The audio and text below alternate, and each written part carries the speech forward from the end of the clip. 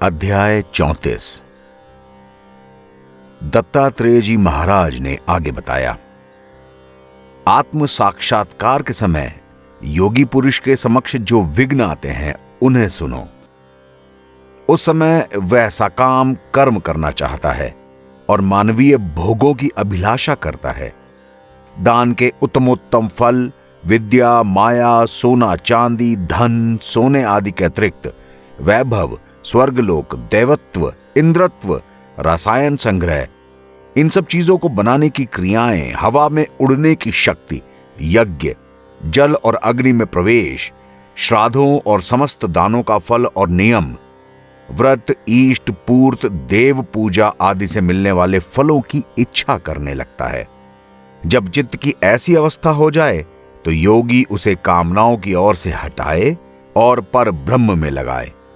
ऐसा करने से ही उसे छुटकारा मिल सकता है। इन विघ्नों पर विजय प्राप्त करने के लिए योगी के सामने फिर दूसरे सात्विक, राजस या तामस विघ्न आ जाते हैं। प्रतिभ, श्रावण, दैव, भ्रम और आवत्र, ये 5 तरह के उपसर्ग योगियों के योग में विघ्न डालते हैं। इनका परिणाम बड़ा ही कटु होता है। जब सारे वेदों के अर्थ, काव्य और शास्त्रों के अर्थ, सारी विद्याएं और शिल्प कला अपने आप योगी की समझ में आ जाएं, तो प्रतिभा से संबंध रखने के कारण वो प्रातिभ उपसर्ग कहलाने लगता है। जब योगी हजारों योजन दूर से भी सारी आवाजें सुनने लगता है और उनके मतलब समझने लगता है, तब वो सुनने की शक्ति से संबंध रखने के कारण श्रावण उपसर्ग कहलाता है।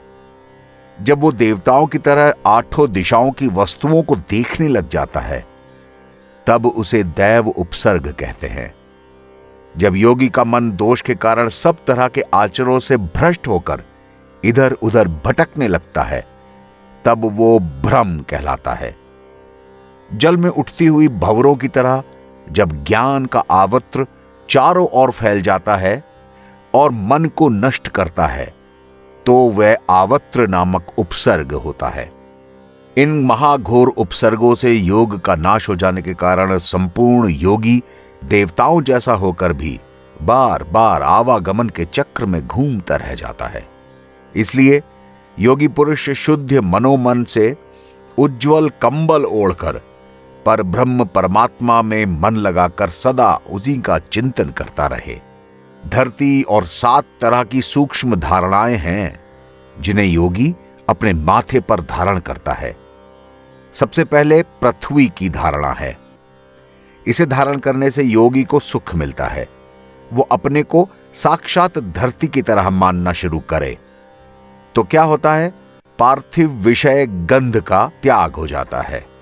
इसी तरह वो जल की धारणा से सूक्ष्म रस का, तेज की धारणा से सूक्ष्म रूप का, वायु की धारणा से स्पर्श का और आकाश की धारणा से सूक्ष्म प्रवृत्ति और शब्द का त्याग कर देता है।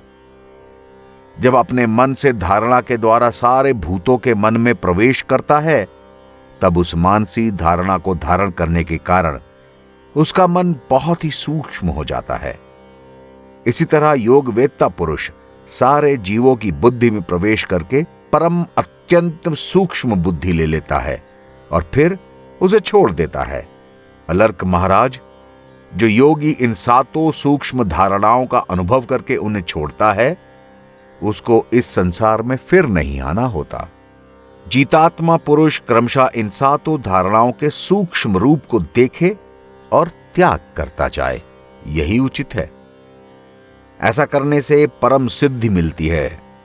5 भूतों और मन बुद्धि के इन 7 सूक्ष्म रूपों का विचार कर लेने पर उनके प्रति वैराग्य हो जाता है। जो गंध आदि विषयों में आसक्त होते हैं, उनका विनाश हो जाता है और उन्हें बार बार संसार में आना पड़ता है। योगी पुरुष इन 7 धारणाओं को जीत लेने के बाद यदि चाहे तो किसी भी सूक्ष्म भूत में लीन हो सकता है। देवता, असुर, गंधर्व, नाग और राक्षसों के शरीर में भी लीन हो सकता है, लेकिन किसी का भी आसक्ति नहीं रहता। अणिमा, लघिमा, महिमा, प्राप्ति, प्राकाम्य, ईशत्व, वशित्व और कामावसायित्व, इन 8 ईश्वरीय गुणों को जो निर्वाण की सूचना देने वाले हैं, योगी प्राप्त करता है।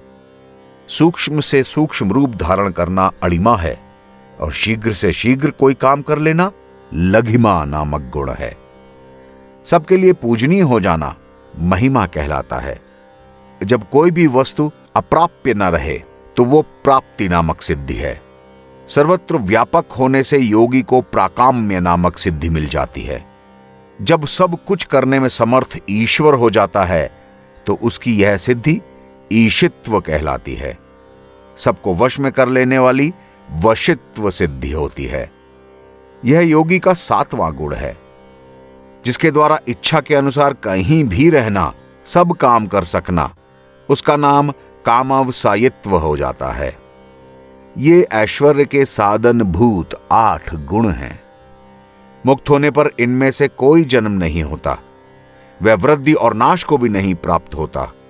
न तो उसका क्षय होता है और न ही परिणाम। धरती पर भूत समुदाय से तो वो कट ही जाता है, न भीग कर गलता है, न जलता है और न सूखता है। शब्द आदि विषय भी उसको लुभा नहीं पाते। इसके लिए शब्द आदि विषय हैं ही नहीं। न तो वह उनका भोगता है और न उनसे उसका संयोग होता है। जैसे अन्य खोटे द्रवों से मिला और खंड खंड होकर सुवर्ण जब आग में तपाया जाता है तब उसके दोष जलते हैं और वो शुद्ध होकर अपने दूसरे टुकड़ों से मिल जाता है। इसी तरह यत्नशील योगी जब योगाग्नि में तपता है तब बाद में सारे दोषों को जल जाने के बाद ब्रह्म के साथ एकता हो जाती है। फिर वो किसी से अलग नहीं होता। जैसे आग में डाली हुई आग उसमें मिलकर एक ही होती है, उसका वही नाम और वही स्वरूप हो जाता है, फिर उसका अलग रूप से कोई नाम हो भी नहीं सकता। उसी तरह से जिसके सारे पाप जल जाते हैं वह योगी परब्रह्म के साथ एकता मिलने पर फिर कभी उनसे अलग नहीं होता।